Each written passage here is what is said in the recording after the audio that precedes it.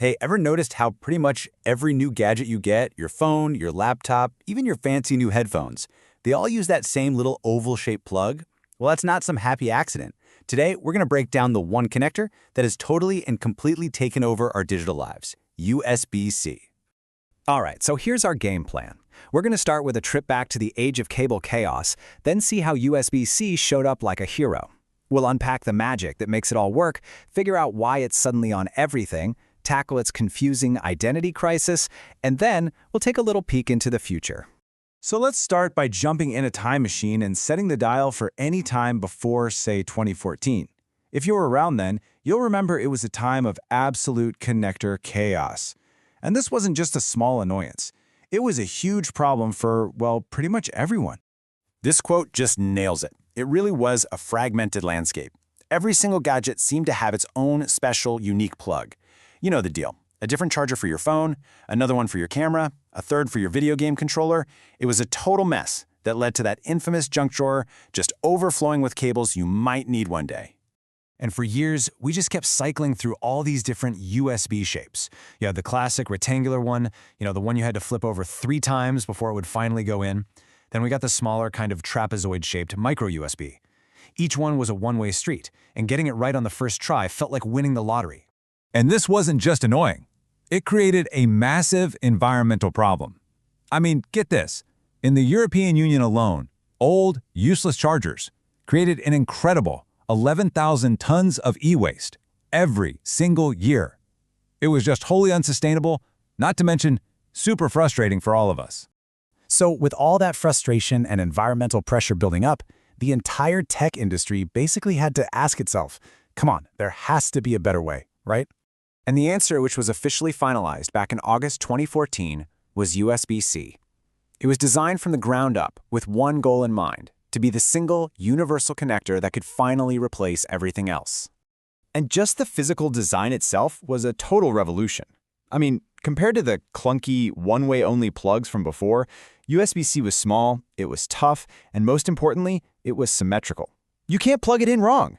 Such a simple change, but it solved one of the biggest little headaches in tech.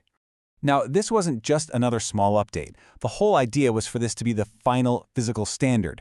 It was tiny enough to fit into the slimmest smartphones, but it was also tough enough to handle all the power and data a serious laptop needs.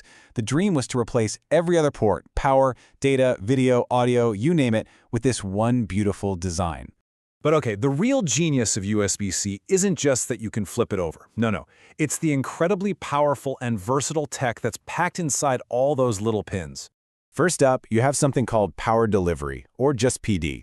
This is the secret sauce that turns USB-C from a basic data port into a universal power source. The latest version can push up to a whopping 240 watts of power. To put that in perspective, that's more than enough to juice up even the hungriest gaming laptops out there. And the way it works is actually pretty cool. It uses what people call a digital handshake. So when you plug a charger into your phone, they literally have a quick conversation. The phone says, hey, I need this much power. And the charger replies, got it, coming right up. It delivers exactly what's needed. Nothing more, nothing less, which makes for super fast and super safe charging. Then there's this other superpower called alternate mode. And this is a total game changer. It basically lets the little pins inside the connectors switch jobs and carry totally different types of signals. This is how a single USB-C port can send high-def video to your monitor or carry lightning-fast Thunderbolt data, all without needing a bunch of different clunky ports. So, when you put it all together, one tiny port for power, for data, and for video, it's really no surprise at all that USB-C has completely and utterly taken over the tech world. And this takeover was really driven by 2 huge forces working together. First, you had the big industry players, Apple, Google, Samsung. They all jumped on board because the tech was just better. And then you had a massive push from the European Union, which actually made USB-C mandatory for most new electronics to cut down on that e-waste and just make life easier for all of us. And all of that has led to just absolutely explosive market growth. I mean, look at this. In the US alone, the market is set to jump from over $11 billion in 2025 to almost $46 billion by 2035. It's going to basically quadruple in just 10 years. That is just wild. Now, what's really interesting here is how that breaks down. Yeah, consumer electronics is the biggest piece of the pie, no surprise there. But look at the other sectors. The car industry is catching on fast, using it for charging and infotainment systems, and it's also making huge moves in industrial and even medical equipment. It really is going everywhere. But, and this is a big but, this super fast adoption has created one of the biggest headaches for us, the consumers. The dream of one cable for everything has a pretty significant catch. You'd think, right? The plug fits, so it should do everything USB-C is famous for. Fast charging, super speed data, sending video to a monitor, makes sense. Yeah, unfortunately not quite. And this is a really common and honestly pretty frustrating misconception. It's led to so many of us buying a new cable or a new dock only to find out it doesn't actually do the one thing we bought it for. So if you remember one thing from this whole explainer, make it this. USB-C is just the shape of the plug. That's it. What it can actually do, the data speed, the power it can deliver, the video it can send, all of that depends entirely on the technology the manufacturer decided to put behind that port. And this table just lays it all out perfectly. A basic charging cable looks exactly the same as a high-performance one, but what they can do is worlds apart. The cheap ones might only give you really slow, old-school data speeds, but the really advanced ones have a special little e-marker chip inside.